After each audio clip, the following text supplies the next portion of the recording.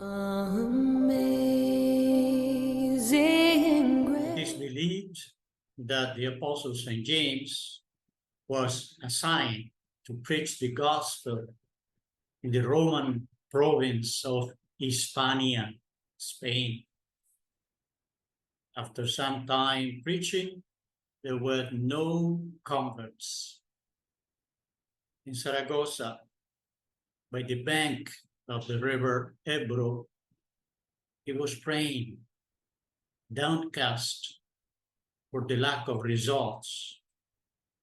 Then Our Lady, who was still alive, presumably in Ephesus, heard his prayer and appeared to him on stone pillar, offered him consolation, and promised him that the true faith will not disappear from that land. Quite so. Later on, people from that land brought the seed of the faith to our shores. We have to pray, even though it might seem that God is not listening to our plea.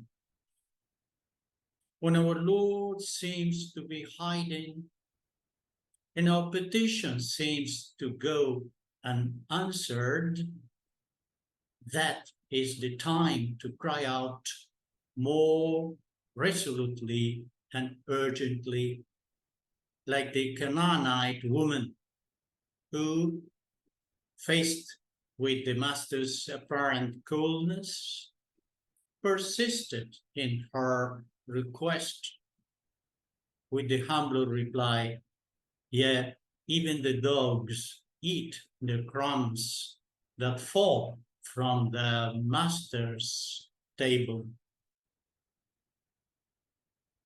Humble, confident, constant petition.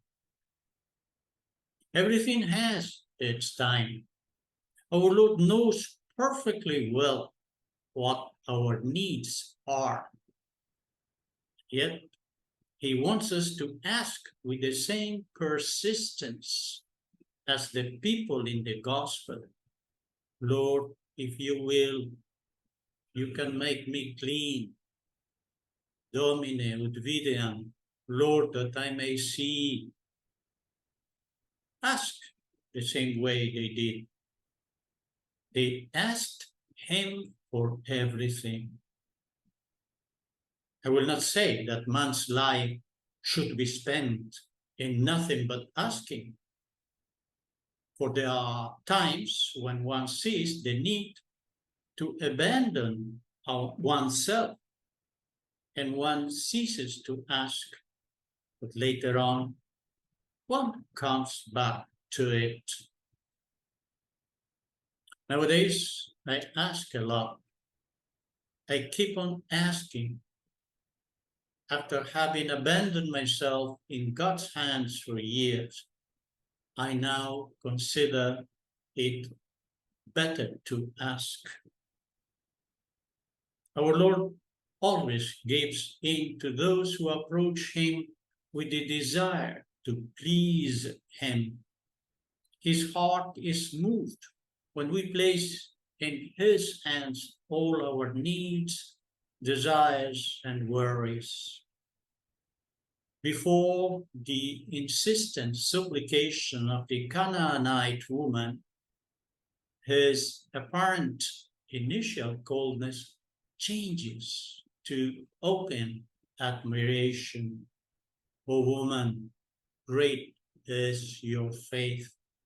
Be it done for you as you desire." And her daughter was healed instantly. Christ is always close by, although at times we don't see him.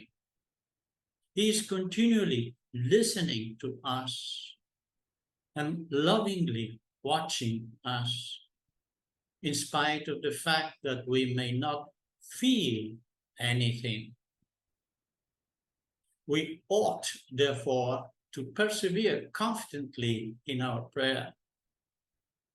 The more difficulty we experience in obtaining what we desire, the more firmly we must believe that God will grant it to us.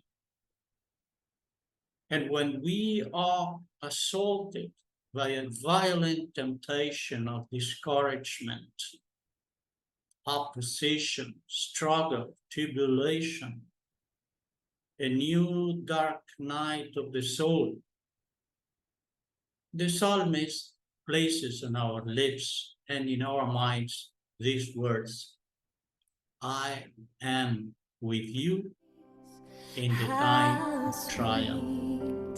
The sound that saved a wretch like me.